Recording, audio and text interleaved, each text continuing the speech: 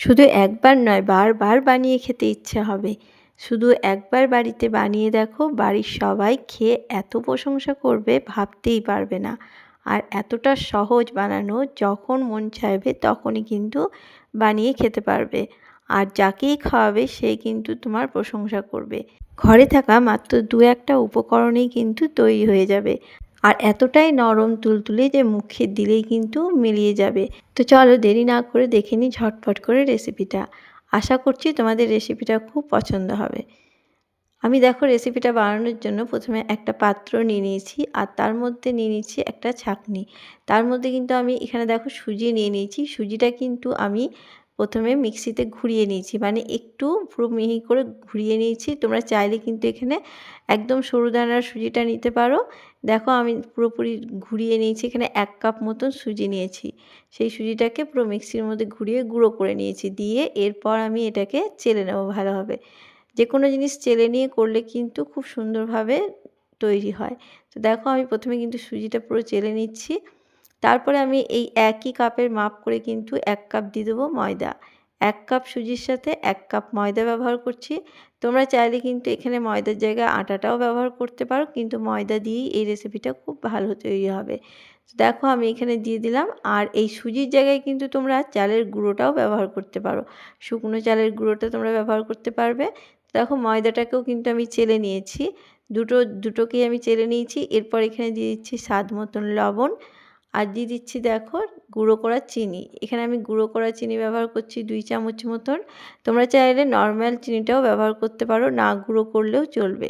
তো দেখো আমি কিন্তু ২ চামচ চিনি দিয়েছি। তোমরা যদি আরও একটু মিষ্টি খেতে চাও তাহলে কিন্তু আরও একটু দিয়ে দিতে পারো। এরপর শুকনো উপকরণগুলোকে প্রথমে মিশিয়ে নেব। তার আগে আরও একটা জিনিস মিশিয়ে দিচ্ছি। ২ চামচ মতন গুঁড়ো দুধ মিশিয়ে দিলাম। এতে কিন্তু টেস্টটা আরও বাড়িয়ে দেবে। দেওয়ার চেষ্টা করবে গুঁড়ো দুধটা। তো দেখো আমি এরপর ভালোভাবে শুকনো উপকরণগুলোকে মিশিয়ে নিচ্ছি। তো মেশানো আমার হয়ে গেছে। এরপর দেখো এখানে দিয়ে দিচ্ছি ১ কাপ মতন, মানে ১ কাপের থেকে একটু কম নিয়ে নিয়েছি এখানে টক দই। এই দইটা দিলে কিন্তু খুব ফ্ল্যাপি তৈরি হবে, মানে একদম নরম তুলতুলে তৈরি হবে। আর ঠিক দইয়ের কাপেই নিয়ে নিচ্ছি ১ কাপ মতন, প্রথমে জল নিয়ে নিয়েছি। প্রথমে আমি ১ কাপ জলকে দিয়ে দিলাম। তারপরে এই ব্যাটারটাকে তৈরি করে নেব। যদি প্রয়োজন পড়ে তাহলে কিন্তু পরে আবারও জল ব্যবহার করব। তো দেখো প্রথমে আস্তে আস্তে কিন্তু এটাকে আমি ব্যাটারটা তৈরি করে নিচ্ছি। প্রথমেই একসঙ্গে অনেকটা জল ঢেলে দেবে না, অল্প অল্প করে জল দিয়ে তৈরি করলে ব্যাটারটা বুঝতে সুবিধা হবে। তো আমি প্রথমে ১ কাপ জল ব্যবহার করেছি। যদি আবারও প্রয়োজন পড়ে অবশ্যই জল ব্যবহার করব। তো দেখো দেখে বুঝতেই পারছো অনেকটাই কিন্তু ঘন। এতে আমি আরও একটু জল ব্যবহার করছি। একদমই ২ চামচ মতন জল আরও ব্যবহার করলাম। একটু বুঝে জলটা ব্যবহার করবে। ব্যাটারটা কিন্তু খুব পাতলা করলে চলবে না, আবার খুব ঘন রাখলেও চলবে না। ব্যাটারটা কীরকম তৈরি হবে তোমাদেরকে আমি অবশ্যই দেখিয়ে দেবো।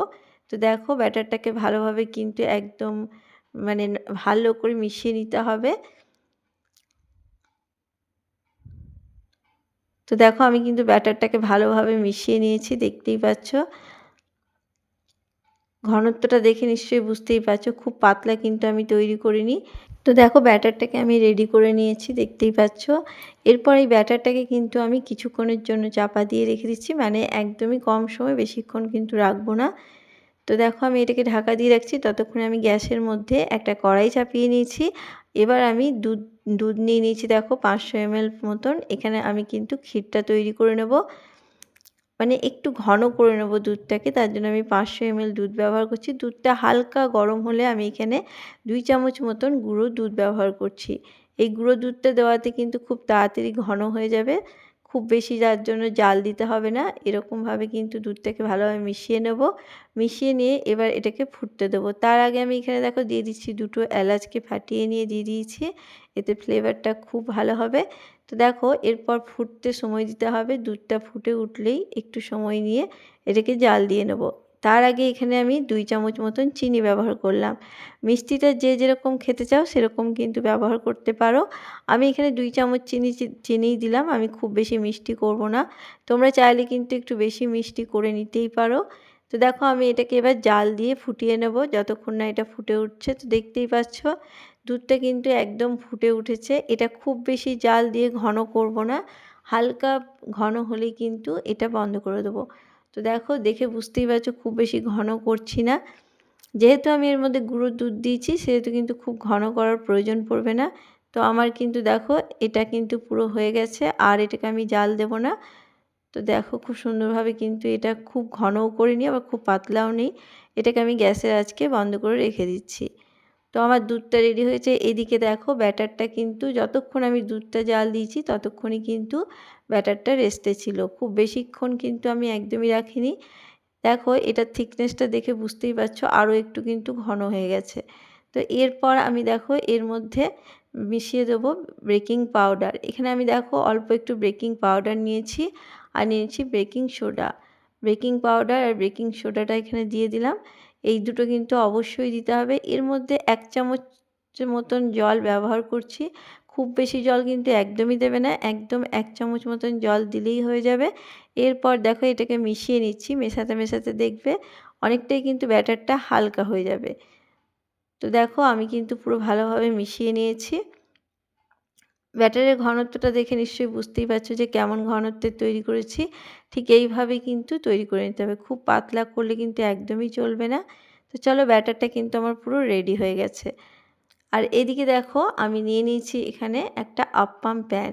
এই আপ্পাম প্যানটাকে আমি কিন্তু তেল ব্রাশ করে নিচ্ছি। আমি কিন্তু গ্যাসটা এখন অন করিনি, আগে তেলটা ব্রাশ করে নিচ্ছি। তো দেখো সমস্তগুলোতে তেল ব্রাশ করে নিলাম ভালোভাবে। তেলটা অবশ্যই দেবে, তবে কিন্তু ভালোভাবে ওঠাতে পারবে। তো তেলটা আমি ভালোভাবে ব্রাশ করে নিলাম।